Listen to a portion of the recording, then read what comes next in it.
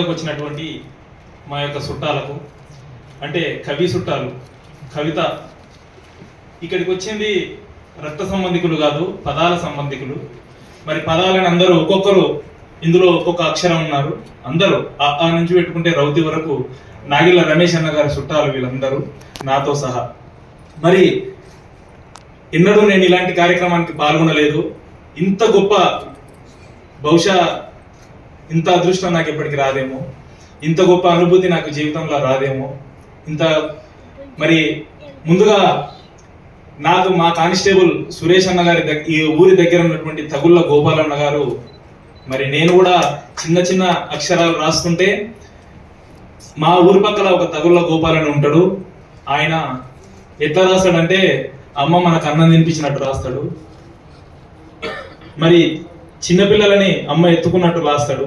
ఇలాంటి మాటలు చెప్పి నాకు అన్నని పరిచయం చేసిన తర్వాత తగుళ్ళ గోపాలన్న ద్వారా మరి నాకు నాగిళ్ళ రమేష్ అన్న గారు పరిచయం అయ్యారు. నిజంగా నేను ఈ సమాపక్షంగా వీళ్ళిద్దరికి ఒకసారి నేను క్షమాపణ చెప్పాలి.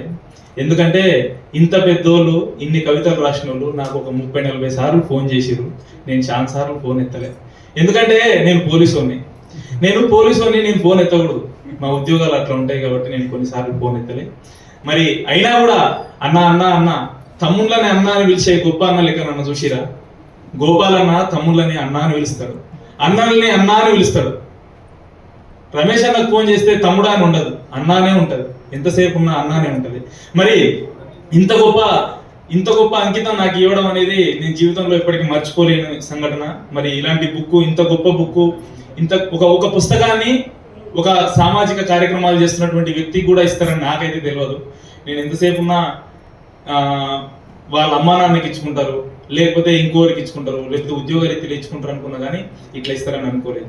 మరి ఈ నల్లగుడిసే ఉన్నగాడు అనే పుస్తకం కేవలం ఇక్కడికి వచ్చిన జబ్బు వెంకటేష్కి మాత్రమే దక్కిన గౌరవం కాదు. నా వెనుక సుమారుగా 950 మంది సైన్యం ఉన్నారు సార్. వారి ప్రతి ఒక్కరికి దక్కినటువంటి గౌరవం.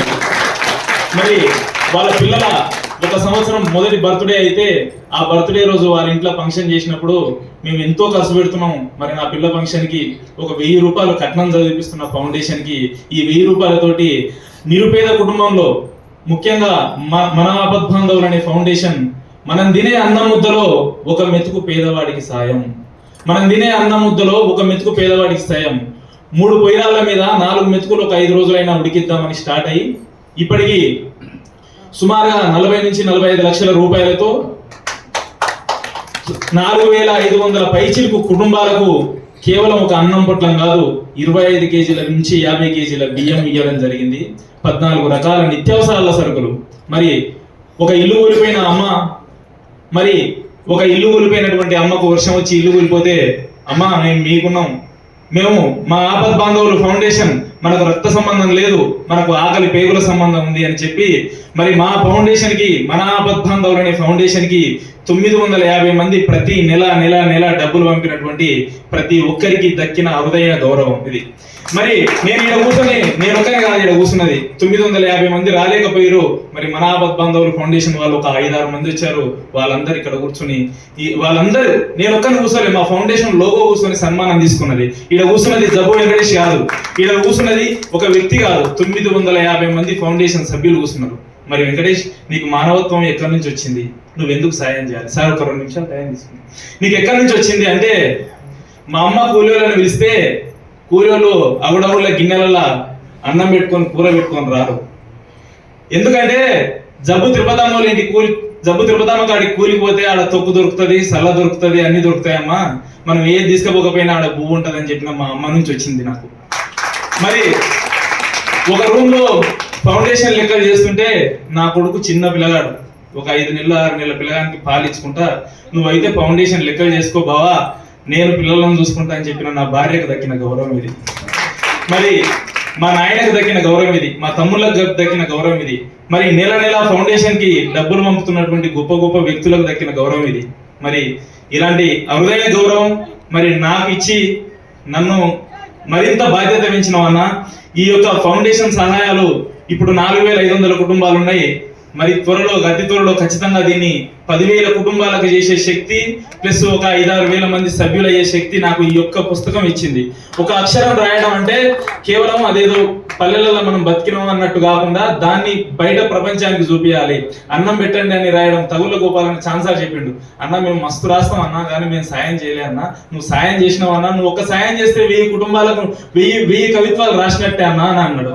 మరి అంత గొప్ప మాటని ఇంత పెద్ద వేదికకు రవీంద్ర భారతి అంటే అన్న చెప్పిండు. మన అన్న ఒక 100 థియేటర్లతో సమానం అన్నాడు. అన్న ఇది 100 థియేటర్లు కాదన్న, 1,00,000 థియేటర్లతో సమానం అన్న. ఇంత గొప్ప దగ్గర ఈ పుస్తకం మరి రిలీజ్ అవ్వడం, ఈ బుక్ ని నాకు అంకితం ఇవ్వడం, మరి మన నాగిళ్ళ రమేష్ అన్న గారికి, మరి వాళ్ళ కుటుంబ సభ్యులకు, వాళ్ళ అమ్మా నాన్న గారికి నా యొక్క పాదాభివందనం తెలియజేస్తున్నాను. మరి ఫౌండేషన్ యొక్క ప్రతి ఒక్కరి తరపున 950 మందికి మీరు ఇచ్చినటువంటి ఈ సపోర్టు ఖచ్చితంగా ఇంకిన్ని పేద గుడిసెల్లో అన్నం మెతుకులైతాం, ఇంకిన్ని పేదవారి కడుపుల్లో ఇంకిన్ని పేద అమ్మా నాన్నలకు మేము అన్నం మెతుకులైతాం. ఇంకా జీవనోపాధులు సుమారుగా ఇప్పుడు జీవనోపాధులు కూడా ప్రారంభించినాం. అంటే కుట్టు మిషన్లు ఇప్పిస్తున్నాం ఫౌండేషన్ తరపున, ప్లస్ కిరాణా షాపులు పెట్టిస్తున్నాం. ఇవి 1000 కిరాణా షాపులు కావాలి. మరి 100 కుటుంబాలకు అన్నం మెతుకులం అవుతామని కోరుకుంటూ, మరి నాగిళ్ళ రమేష్ అన్న గారికి మరొక్కసారి 950 మంది ఫౌండేషన్ సభ్యుల 2 చేతుల ఎత్తి నమస్కరిస్తూ థ్యాంక్ యూ వెరీ మచ్.